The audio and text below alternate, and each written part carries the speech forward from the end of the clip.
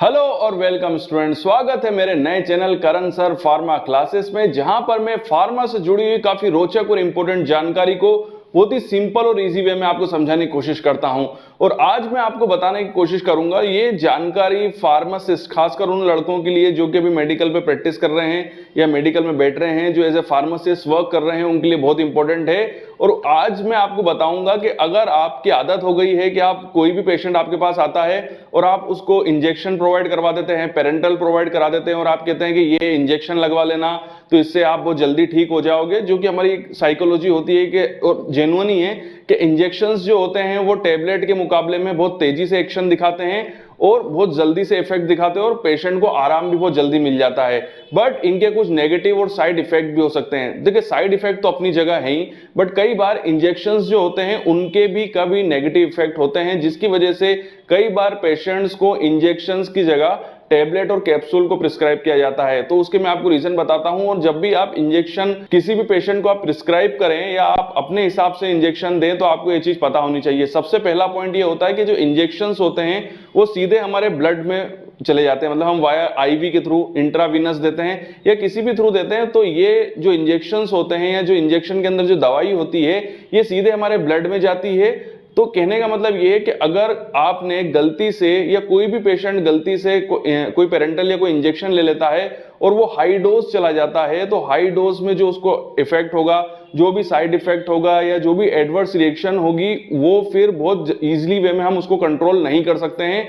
क्योंकि एग्जाम्पल के लिए अगर हम टेबलेट का एग्जाम्पल लेते हैं तो टेबलेट जब हम लेते हैं तो टेबलेट हमारे पूरे जीआईटी ट्रैक को क्रॉस करके फिर हमारे ब्लड में जाती है। बट इंजेक्शन में ऐसा नहीं है, इंजेक्शंस जीआईटी ट्रैक को क्रॉस नहीं करते हैं, वो सीधे के सीधे डायरेक्टली हमारे ब्लड में चले जाते हैं। तो अगर उस केस में अगर आप कोई हाई डोज दे देते हो तो यहां पर पेशेंट की हालत बहुत खराब हो सकती है और मैं ये तो नहीं कहूंगा कि उसकी मृत्यु हो सकती है, बट जी हाँ, वो उस लेवल तक भी जा सकता है। तो इसीलिए इंजेक्शंस को प्रिस्क्राइब करने से पहले आपको ये चीज हमेशा ध्यान रखनी है। साथ ही साथ इंजेक्शंस, आप जानते हैं कि इंजेक्शंस जो होते हैं वो निडल के थ्रू हमारे स्किन पे लगाए जाते हैं, आईवी के थ्रू या आईवी में दिए जाएंगे, इंट्रामस्कुलर, अलग अलग रूट होते हैं।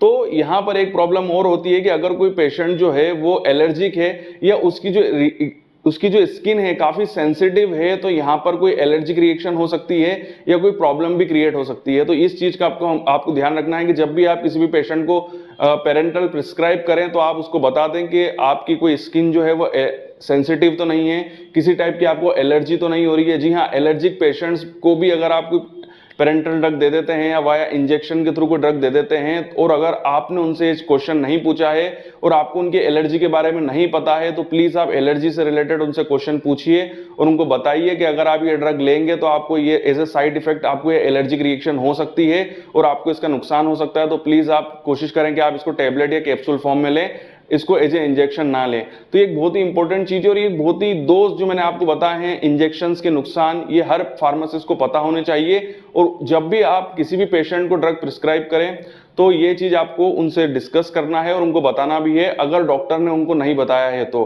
कई बार ऐसा होता है कि डॉक्टर्स जो होते हैं वो इंजेक्शंस को प्रिस्क्राइब तो कर देते हैं बट पेशेंट से ये सारे क्वेश्चंस पूछना भूल जाते हैं। तो एज ए फार्मासिस्ट हमको पेशेंट को ये सारी जानकारी देना हमारा कर्तव्य है और हमको ये देनी भी चाहिए। उसके अलावा भी इंजेक्शंस के और भी नुकसान है, जैसे कि इंजेक्शंस आपको लगाने के लिए सीधी सी बात है एक ट्रेन्ड पर्सन की जरूरत पड़ती है और विदाउट ट्रेन्ड पर्सन आप इंजेक्शन नहीं लगा सकते हैं। मैं पेशेंट के लिए बता रहा हूं ये वाली बात। साथ ही साथ इंजेक्शंस जो होते हैं वो ड्रग और कैप्सूल की तुलना में ज्यादा महंगे होते हैं, क्योंकि इंजेक्शन और पेरेंटल फॉर्मुलेशंस जो होते हैं उनकी जो मैन्युफैक्चरिंग होती है वो काफी कॉस्टली होती है, क्योंकि उनका इंफ्रास्ट्रक्चर जो होता है वो ज्यादा कॉस्टलियर होता है। तो ये बहुत इंपॉर्टेंट चीज है, मतलब इसके लिए तो कोई बड़े पॉइंट नहीं है, बट जो मैंने पहले जो आपसे डिस्कस किए थे, जो एलर्जिक रिएक्शन के बारे में बताया था और जो मैंने हाई डोज के बारे में जो आपसे डिस्कशन किया था, ये चीज आपको याद रखनी है। और साथ ही साथ एज ए फार्मासिस्ट हमको ये भी पता होना चाहिए कि जब भी हम कोई भी इंजेक्शन या पेरेंटल को हमारे मेडिकल स्टोर के अंदर सेव कर रहे हैं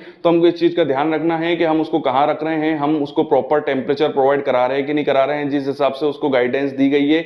अगर उसको फ्रिज की जरूरत है, उसको रूम टेम्परेचर की जरूरत है या मिनिमम टेम्परेचर की जरूरत है, तो आपको उसको रेफ्रिजरेटर के अंदर रखना है। और कोशिश करना है कि किसी भी टाइप से भी पेरेंटल प्रिपरेशन या कोई भी ग्लूकोज की बोतल भी है तो उसके अंदर किसी भी टाइप की इंप्योरिटी इंटर ना हो पाए, किसी भी टाइप का माइक्रो ऑर्गेनिज्म उसके अंदर इंटर ना हो पाए। इस चीज को हमको ध्यान रखना है एज ए फार्मासिस्ट। ये वो इंपॉर्टेंट चीजें हैं जो कि एज ए पेरेंट्रल हमको एज ए फार्मासिस्ट याद रखनी होती है। तो यहीं पे मैं वीडियो कंप्लीट करता हूं। ये वीडियो आपको कैसा लगा कमेंट्स में जरूर बताइएगा। वीडियो देखने के लिए थैंक यू वेरी मच। आपके उज्जवल भविष्य की कामना करता हूं। यूं ही बने रहिए मेरे साथ।